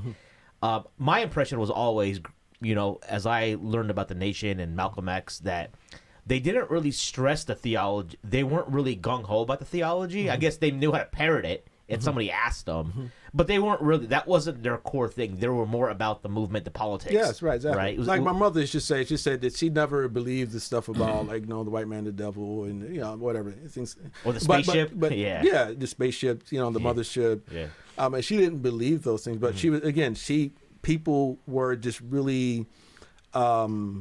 they Hungry for were change. Yeah, they were looking for change. They saw the unity. They saw that, listen, this is all these young people, right? Yeah. They are young people. They were getting together, and everybody's wearing the same clothing. Everybody's talking about keeping their families together. People were talking about going and starting their own businesses. Not working for the white man. All this type of things, separating from mainstream because they don't accept this anyway, right? Not voting, right? So all these things sort of mobilized them, and white people call black people evil and devils and demons. I said no, they just did the opposite. No, black is beautiful, right? You're a devil. No, we're gods. I mean, we know it's all blasphemous, but that was their reaction, the way that they responded to these things, and but the theological issues aside, the social programs, the approach to help people to heal psychologically to an extent, right? I think that those are things that are admirable. Who else has done that? And then even the theological roots of people like Elijah Muhammad as well. Right? Even like in the fictional story, you can appreciate the plot and how everything happens. I mean, think about this. I know a few brothers that were the Nation of Islam in Chicago, and there's something really interesting. I was having a discussion with them like 10 years ago, and they said if you take people that were very oppressed and you say that they were made in the image of God, so you take youth off the street and say that they're gods walking on earth, and the only thing that's holding them back was white people, so naturally that's the struggle, right? Yes. Devil's holding them back. So we've been succumbing to the devil destroying us, but now this is your realization that you're gods walking on earth. I mean, it's a fictional story. That sounds really cool. Yes, blasphemy, everything, of course. Yeah. But I'm saying take that away from it a little bit and look how fast change was actually made. Right. So what they were saying is in this story that extreme change to take place, there had to be extreme measures. And that's why I think that plan had some type of genius to it. Not on an aqidah level. Right. I'm talking about on a story level. To take people that were living in that situation and unfortunately taken to the level of so much servitude and felt lower than everybody else, you took them and made them into gods, basically. Right. I think that's that's a good point, because I just thought of something. Because again, the nation didn't come out of Islam. Like Elijah Muhammad wasn't a Muslim. Like there's no distinction between them and Qadianis. Qadianis, Mirza was, I guess, born a Muslim and then eventually just and the followers, even when Sheikh Hamza was on the show, we talked about the Qadianis a couple years ago. He was like, your forefather was Ahlul Sunnah. They were, and then but the nation, their lineage wasn't maybe back in Africa, but their religion preceding was probably Christianity. Right? See elements. Even with Louis Farrakhan, a lot of his style is based off of what is biblical, from the Bible. But one thing interesting though that I've noticed is when you look at the ancestors of Elijah Muhammad in Chicago, even I don't know. Last time, I don't know if you had a chance. Was Imam? You met Imam Omar at Masjid Fatir. Yes, right. Right. He's the great, and we had him on the podcast. Well, like a couple years. It's been 2 years, right? We got to bring him back. So he's very hard line against Elijah Muhammad in the nation, right? He was like.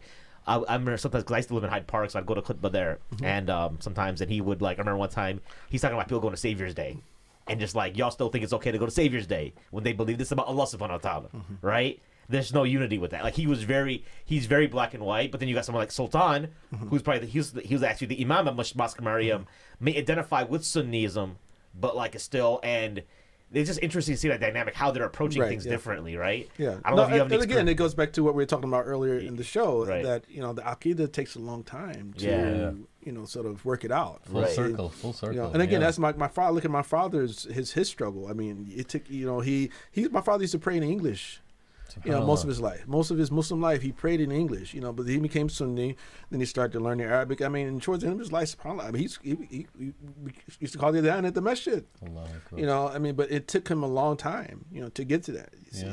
So those ingrained thoughts and feelings are very, very hard to remove. Yes, They're very, very difficult. That's hence why Mecca was 13 years. That had to be done, and it's a very interesting way of looking at things, because we see sometimes you talk about the older generation and say, oh, they're not going to change, and they're going to stick to their ways, but there's a reason for that, right? Think about Sahaba. Behavior, Think about Sahaba. Like, for instance, we have all this theological clarity about qadar, about who was the best of the ummah, who. So many other issues. I mean, we have all this theological clarity. They didn't have it. Yeah. They didn't have it. All of them didn't have it. I mean, there were multiple opinions. I mean, when the Prophet died, a lot of these issues didn't even exist yet, right? You know, the Quran, makhluk, ghair makhluk. I mean, all these issues that came up later on in Islamic history.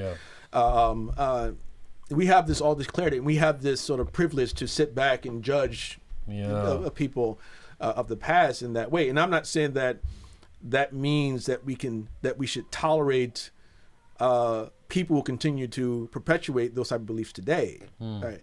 But it's just about acknowledging that people are coming from darkness into light, you know, and they go through phases, you know, min al-dhulumati ila nur, right? And you have to be patient with it. People don't know automatically that this particular belief or that one is wrong right away, and so it just acknowledging human psychology, the sociological dynamics that dictate, you know, the evolution of different peoples, and you know, so when you see it in that sense, I sort of see like the early proto-Islamic or the syncretic Islamic movements are just phases, right? And rooted in their lack of orthodox beliefs was because of ignorance more than anything else, or because of the teachers that they had available to them. You know, that Elijah Muhammad, you know, there's clear evidence, enough evidence to say that he was exposed to Ahmadiyya or Qadiani sort of beliefs early on, and, you know, perhaps even, you know, the Ismaili beliefs as well. I mean, you see those things that, you know, this was Islam for them, you know, in the early period. You know, there's a connection. You know, and as a matter of fact, my mother told me that Elijah Muhammad actually used to teach them that. He would say to them, I'm not teaching you Islam. I'm teaching you the history of Islam. The one who comes after me is going to teach you Islam. Right? You know? Now, I'm assuming that he said that towards closer to the end of his life, right? Once he reconciled with his son, W.D. Muhammad, and, you know, it's sort of to send this message to the people that we know that my son is going to be the one who's going to teach you real Islam, right? And as a matter of fact, Dr. Khalid Blankenship at Temple University, he met someone who was very close to Elijah Muhammad, and he told Dr. Khalid that on his deathbed, he actually, you know, took Shahada. Like, he actually, you know, and of course it's not a popular story, but he said, I got that direct from the man's mouth, and that Elijah Muhammad repented. He made Tawbah on his deathbed. You know, of course that's not what Farrakhan, anyone else teaches, but this is what, you know, Allah knows best. Allah knows best. You know what occurred. So it's kind of like Michael Jackson. Yeah. I don't know if you know the Michael Jackson story. How he took Shahada near the end of his life, and there was a janazah done. Yeah, I heard that. I didn't know about that. Yeah, they cut away, and one of the Deobandi ulama who's living in SoCal at the time did his janazah. So that's wrong. You know, but the thing about it was, what do you see? Do you think Farrakhan's death will signal the end of the nation as we know it, or I think I don't see anyone as charismatic as Farrakhan is, and the conditions in America is so different now that I don't see a viable movement. There's not enough stimuli for it to continue. But do you think they will then convert into Sunnism, or will it just kind of disperse like randomly? Well, I think that if we prepare the ground, then many of them will convert to Sunnism. Yeah. But if we're not doing anything, if we're not preparing for that day, I think that, you know, that the Farrakhan's death, whenever it does happen, is potentially dangerous for Muslims in America, because at the rate that, like right now, we consider people like Candace Owens and the Republican Party, the Conservative Party, who actually has been very successful in convincing a lot of Black Americans to leave the Democratic Party. And this is why, you know, the Democrats they're terrified of this woman, you know. And, you know, I don't know if you saw the congressional hearings last week and how she really laid them out, you know, for trying to distort her record.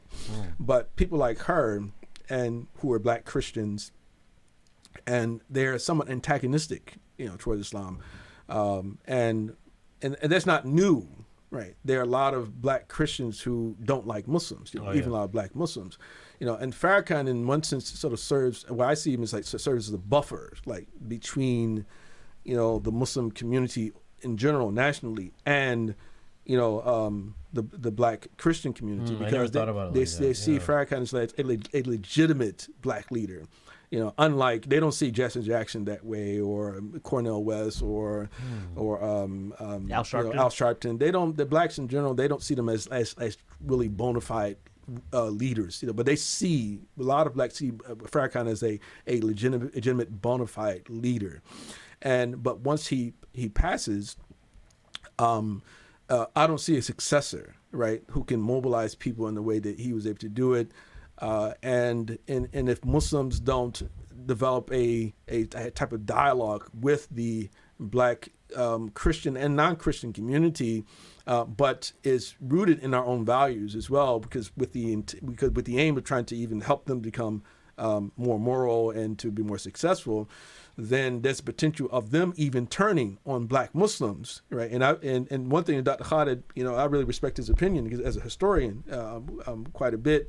One thing he said years ago was that the black American community actually, had it not been for the fact that we have a significant number of black American Muslim converts, that the American government probably would just simply shipped out all of the Muslims from other countries a long time ago. You see, and of course you see, what's happening like right now. Even though I wouldn't characterize Trump's efforts as an effort to get rid of Muslims, what we call the Muslim ban, which is somewhat of for me, I understand why most people use the term, it's called the Muslim ban. I don't read it as a Muslim ban, but it's but basically I think that if Farrakhan removes, his death will be sort of like somewhat of a removal of a certain type of protection that I think the national community has had, and so then these Christians will move in, further antagonizing black American Muslims, and then perhaps even more black Christians become Republican as well, right, being conservative. Right, and if that Muslims, movement has begun. Right, yeah. They call it Blexit. They call it the Blexit movement. Yeah. All right, just scanning through the comments real quick. One of the brothers actually wanted to thank you. He watched your 30-minute video on Ta'wil and Ibn Taymiyyah. MashaAllah. So, and then Sheikh Saad Qadri is asking if there was a recording of the program yesterday, which I don't know if there was. Yeah, they said they recorded it. I saw a camera. Yeah, I'm sorry. No, sorry, just Sheikh Saad Qadri is listening. Salam, brother. MashaAllah. Yeah, he moved out to Milwaukee, so we don't see him that much anymore. MashaAllah. Anything else? Any other questions for the Sheikh before we wrap it up? Well, I just had a question regarding someone on some of the more notable brothers on Twitter were saying. Notable brothers on Twitter. I guess I don't want to mention names, but they were saying like, oh, when you guys invite black brothers on the show, do you necessarily have to talk to them about black issues? I'm like, well, some people need to know about stuff, and there's not that many intelligent people that I consider when we invite people who are intelligent. We invite them for a reason, because they can speak intelligently on many different topics. And I wanted your take on that idea that this new interplay of how all these various identities are now communicating with each other. We just talked about Nation of Islam. Did you feel any offense to us even bringing that up with you? Because when he asked you, I didn't even consider your skin tone, but apparently many people, while they're watching, they're seeing brown guys, Indian guys, Bengali guys, whatever other identities we have, are asking a black man about it. Let me just add on to that before. So when we were talking about Black Lives Matter issues, they had a problem because there's only brown guys talking about it. And then when you bring somebody on that's African American, then they say, "Why are you making him feel uncomfortable?" Right. I'm not saying those people, but I've heard those comments. Why would you bring that up? You're gonna make him feel uncomfortable. I was like, dude, number one, we're all Muslims, and number two, we're not. Anyways, so that's a dilemma that sometimes comes about. No, I wasn't offended at all. Of course you weren't. And I understand where certain people are coming from when they say, okay, well, almost anytime we invite a black person to a lot of programs, a lot of conversations that is specifically to deal with something related to blackness, and that individual may be qualified. I mean, again, so, I teach fiqh, I do aqidah, I've done usul, I teach family law, I teach inheritance. There's a lot of different things, the commercial law as well, hadith, a lot of different things I can speak to in relationship to Islamic disciplines. So I do think that is an issue in the community. But also what comes along with that is that people don't only want us to come and talk about something about blackness. It's as if like Muslims and other people who are non-blacks want you to talk about blackness in the context of being a victim, right? And so recently, this is actually a recent thing that happened, and this is in the Bay Area. I was invited to a masjid to take part in a lecture series. And specifically, they asked me to come. They want me to come and talk about the, Black history of Black America, and they want people to understand, your experience in victimhood, things like that. And I responded to the individual, sent the email, and I said to him, I'm willing to come to speak at the masjid, but I am a bit bothered by the fact that you are specifically asked me to talk about that. Right. When I gave him like my CV. It's like all these things potentially I can talk about, but I chose for them. I said to him that I'm willing to talk about issues of race and how the whole concept itself has led Muslims or Islam to become itself a race now, right? Rather than a religion anymore, and so. Later on, maybe within a week, the brother had decided, he said, oh, yeah, that's good. But then like a week later, he changed his mind. Oh, well, we decided and everything, it'll be better to have it another time and we'll contact you later on, right? And I haven't received any response, any follow-up since that particular email. So it's as if unless I'm talking about I'm a black, I'm just so poor, I'm so like defenseless and I'm a victim and the white man did this to me, the white man did that to me, then I'm not going to be invited to give that have that talk. You see, but since I brought in the issue because I see it as directly related to Muslims' alliance or sort of Muslim placing themselves under the umbrella of the left, and me speaking to undermine that alliance. They don't want me to do that. So they decide, no, we can't bring him to that because he's going to offend our friends. That's the way I interpret it personally. Yeah, and I think there's a lot that occurs when somebody's having a conversation, and. We used to talk about 5 to 10 years ago about society thinking for you. Mm-hmm. You personally may not be offended, but you're trying to be a reflection of society and you're being offended based off of that. Mm-hmm. But now it became even more molecular. Mm-hmm. And since you bought into some type of idea, you see that for instance, we have a guest and we're talking to them and all of a sudden that alarm goes off because society and that group that you're a part, whatever the idea is going off, but you're creating a fake world, right? And I'm not going to rant about those people. I actually feel really, really bad about those people. Is because you're preventing yourself from so much dynamic material. You fogged it with just this idea that's an artificial idea, especially amongst brothers like ourselves. Right. Yeah. Right. And this is what I teach to my students too, And I'm sorry to keep bringing up my own teaching experience. I'm not tooting my own horn, but I tell them. It's okay. You're a braggart. I am. I'm a Jimmy Braggart. So Jimmy Braggart. So what I tell my students is this is alien to some children that were born, that are 15, 16, 17 years old right now. I said, look. No matter who the individual is, we think at the level of Muslim brothers and sisters, whether we know them or we don't know them, we love them so much because we're bound by Allah. If they're a complete stranger to us, we are prepared to take a bullet for that person. We don't care where they're from. We don't care what they look like. Yeah. Allah doesn't look at those things, but Allah, He made you special because of La ilaha Muhammad Rasulullah in your heart. That's right. But that comes with a pact. That comes with a treaty with all Muslims. And I want our listeners to know that is our understanding of Islam. We don't care who somebody is. If they say even if they don't say La ilaha Muhammad Rasulullah, we hear khutbahs all the time about our neighbors, right? Even our neighbors, whether they're Muslim or not, it doesn't matter. We're their protectors, right? So our mindset it goes way beyond just some alarm going off and you thinking that we're trying to put somebody in a corner. We're not anywhere on that wavelength. Our wavelength is much higher than that. Not bragging, is because that's pure Islam. Right, yeah. And I think that we have to, again, this whole idea that there's certain questions you're not allowed to ask. Yeah. And again, it's part of that general culture we're living in right now, whereas shutdown culture, the sort of safe space culture. And for me, totally reject that whole this whole idea of like, listen, trying to protect people from being exposed to certain types of issues and certain types of questions. You don't create a lasting peace by shutting down conversations, by shutting down events of people who you don't like, by blacklisting people. If anything, all you do, you further polarize the community, and you're advocating a certain. You're going to produce violence. Violence is going to be a result of that. You see, because people, when they're talking, they fight.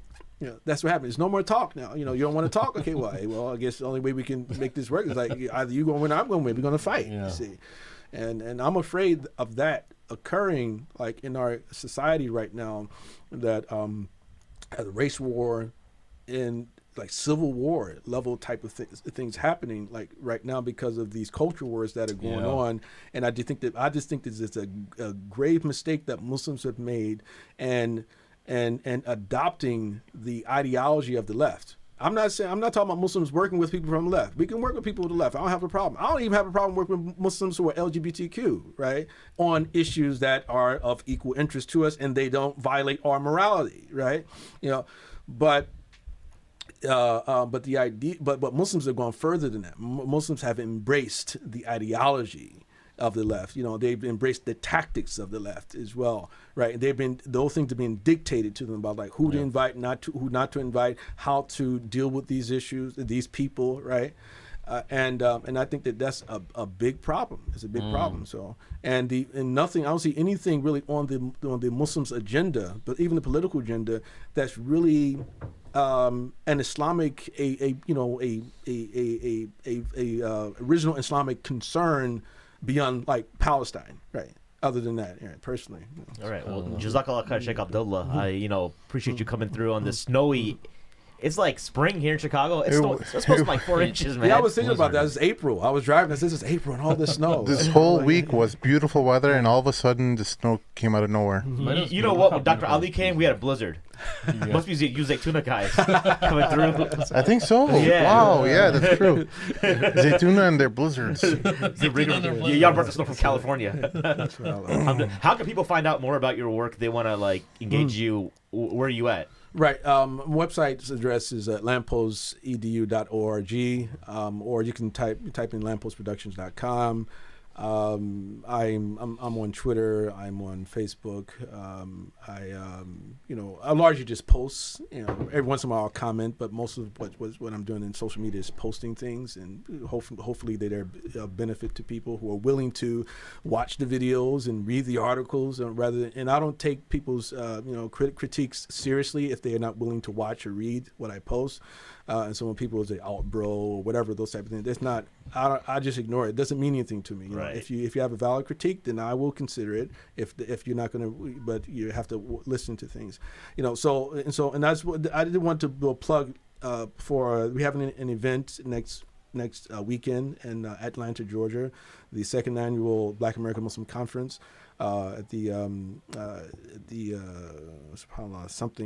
World Congress Center, the Georgia World Congress Center, and a lot of our notable scholars from the community, Imam Siraj, Dr. Jackson, Imam Zaid, Sister Auntie Aisha Adwiya, among others who will be there in attendance on the April the 19th, 20th, 21st. If people are around, please come through. If you would like to be a sponsor, please let us know. If you want some advertisement, in our electronic brochure, if you want some vending, all those things are still available. But I definitely appreciate being on the show today. And I was saying before we started, I really appreciate all you brothers. Even though I don't get a chance to listen to you all the time, what I have listened to in the past is I really appreciate the fact that you're willing to deal with difficult issues and willing to actually sit down and have conversations with people that you may actually even have ideological differences with. Right? And I think that that's the way forward. We need to do that very much more rather than doing what a lot of people have been doing and simply ignoring and trying to blacklist and shut people down. And thank you so much for just being there and your presence on Twitter. Sometimes you want to say to yourself that you're the only one and you can stand on your own 2 feet and say what you want to say, but having people like you gives us strength, gives us a backbone, to stand up in the storm, and it's a new chapter of inspiration, basically. Yeah. When somebody says that, alhamdulillah, and you made his day, man, because this guy does so much work.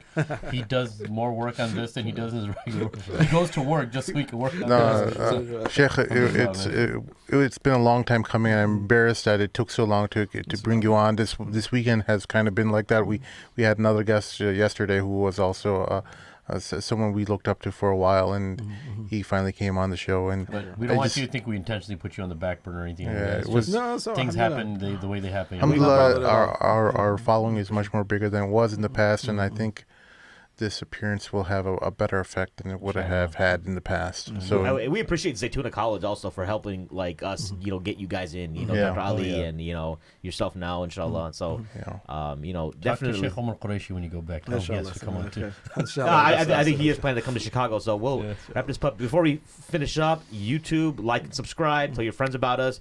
We're still on Patreon. iTunes. Don't forget about them 5-star. I know we haven't talked about it in a while. Still want the 5-star ratings.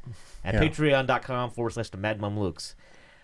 For our special guests, Shaykh Abdullah bin Hamid Ali, and my co-host Sheikh Amr Saeed and Sim, this is Mahin signing off for the Mad Mamluks. Assalamu alaikum.